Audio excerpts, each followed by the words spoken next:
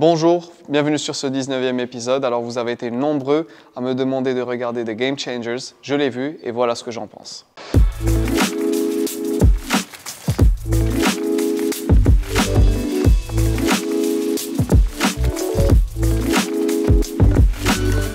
Alors la première chose à faire, c'est une remise en contexte. Il faut comprendre que c'est une production Netflix et que Netflix ne fait pas de la production juste pour les intérêts de la science, loin de là. Elle fait de la production pour faire de la vente. Comme tout le monde, j'ai été bluffé par la réalisation. Le boxeur qui boxe, le indoor cycling, les athlètes au summum de leur niveau, avec la musique qui est assez entraînante. C'était super. Donc d'un point de vue réalisation, c'était top. Mais il ne faut surtout pas nous laisser leurrer par ce côté cinématographique, alors que nous, ce qu'on recherche, c'est les faits. Personnellement, j'ai trouvé qu'il y avait autant de faits scientifiques dans ce documentaire que je pourrais en retrouver dans l'exposé scientifique d'un gamin de 12 ans. Et voici 4 exemples qui pourront vous aider à revoir ce documentaire d'une manière complètement différente. Ce documentaire commence avec James Wilks, l'instructeur en self-défense MMA, qui pendant la période de convalescence de 6 mois prétend avoir passé plus de 1000 heures à étudier des peer-reviewed research sur la nutrition. Il y a 4380 heures en 6 mois. Et passer 25% de ce temps à étudier des peer-reviewed research est juste impossible. Donc toute personne ayant déjà été exposée à peer-reviewed science vous dira que c'est l'équivalent de faire un marathon tous les jours pendant 6 mois. C'est juste pas gérable. Supposons même qu'il ait fait 500 heures au lieu de 1000 heures, la démarche scientifique aurait voulu qu'il ait une approche comparative et non pas le jump into conclusion en me balançant une étude qu'il a lue qui parle des gladiateurs. Le deuxième point qui pour moi est l'un des plus choquants, c'est leur délire avec le middleman, donc l'intermédiaire, qui en gros te dit si la vache mange l'herbe, moi je mange la vache, pas autant ne pas manger la vache, aller directement manger l'herbe parce que finalement les protéines de la vache, elle les prend de l'herbe, donc autant aller moi-même directement à l'herbe prendre l'herbe. Juste à le dire, c'est confusing, ça n'a aucun sens. Alors, pour les gens qui se rappellent encore de leur cours de bio à l'école, je vous rappelle que la vache a 4 estomacs. La vache rumine. La vache a des enzymes dans l'estomac qui digèrent des choses que nous, on est incapable de digérer dans la cellulose. Donc, s'il vous plaît, remettez les choses dans leur contexte. Prétendre qu'une vache ou qu'un gorille ont le gabarit qu'ils ont uniquement parce qu'ils se nourrissent de végétaux est une aberration. Il faut comprendre que le gabarit de base d'un être vivant est déterminé par sa génétique. Si on prend une vache qui est affamée quelque part dans une contrée lointaine, ben cette vache aura quand même le squelette d'un gabarit normal pour une vache adulte. Et si on prend des humains, eh ben, un homme de 1m90 et plus et une femme de 1m90 et plus qui font un enfant, ben, devinez quoi? Ben, l'enfant, il aura de fortes chances de faire le 1m90, voire plus. Et il y a de très très très faibles chances que cet enfant soit en dessous de ça.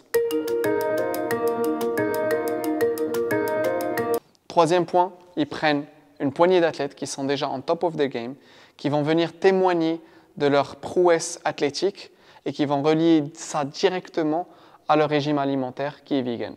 Si on prend les athlètes mentionnés, Scott Jurek, qui est déjà une sommité du ultramarathon, a passé les 2 tiers de sa vie n'étant pas vegan. Si on prend Kendrick Ferris, qui est un athlète que je suis depuis plusieurs années, c'est un gars qui a déjà fait les Jeux Olympiques 2 fois avant d'être vegan. Prendre ces gens-là, ça serait comme si je vous disais, écoutez, voilà, Roger Federer, pour une raison ou une autre, va décider de passer vegan et que dans 2 ans, il va gagner un grand chelem. Et on va se dire, waouh, Roger Federer a réussi à gagner un grand chelem parce qu'il est vegan. Il en a gagné une tonne. Ils sont déjà au sommet de leur sport. Ils sont déjà extrêmement bons. Et du coup, le gars qui joue au tennis dans son club ou qui fait du BJJ dans son club et qui va voir ce documentaire et qui va se dire « Oui, moi aussi je vais améliorer mon niveau de performance parce que je vais devenir vegan », bonne chance. Si on prend l'exemple de Patrick Baboumian, je pense, le strongman, fort n'est même pas un terme suffisant pour le décrire. Ce gars-là est juste incroyable. Toutefois, si on écoute avec attention, on va comprendre que la source de sa force a démarré bien avant son véganisme. Ce gars-là a été dans un accident de voiture où il a vu des membres de sa famille mourir alors qu'il était à un âge très jeune. Seule sa mère a survécu. Ce gars-là a grandi avec des fantasmes à l'idée de pouvoir soulever une voiture pour sauver des vies si jamais il était en face d'une situation où il devait sauver des vies en soulevant une voiture. Il faut comprendre que aussi ce gars a grandi toute sa vie avec la force comme étant l'acquisition d'une certaine force physique comme étant un critère de vie ou de mort, un critère qui va pouvoir l'aider à sauver des vies. Tu rajoutes ça à une prédisposition à être génétiquement fort, ça te donne des choses incroyables. Comme je l'avais dit auparavant dans un épisode précédent concernant la prise de masse, le facteur psychologique est un facteur tellement important qui peut booster le growth hormone à un certain âge précis, qui peut booster les niveaux de testostérone. C'est quelque chose qui est très très important que les gens omettent à un point qui est juste incroyable.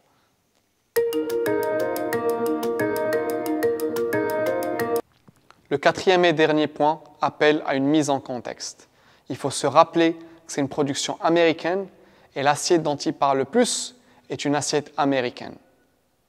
En faisant le zoom sur une assiette américaine, on va remarquer qu'il y a beaucoup de viande et beaucoup de sucre.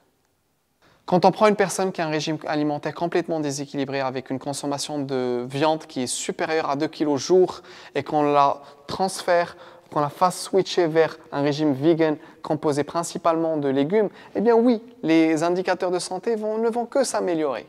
Mais de là à généraliser et dire, quelle que soit ta culture, quel que soit ton background, eh bien juste arrête de manger complètement la viande animale et passe à vegan en mangeant principalement des légumes, eh bien ça, c'est nonsense.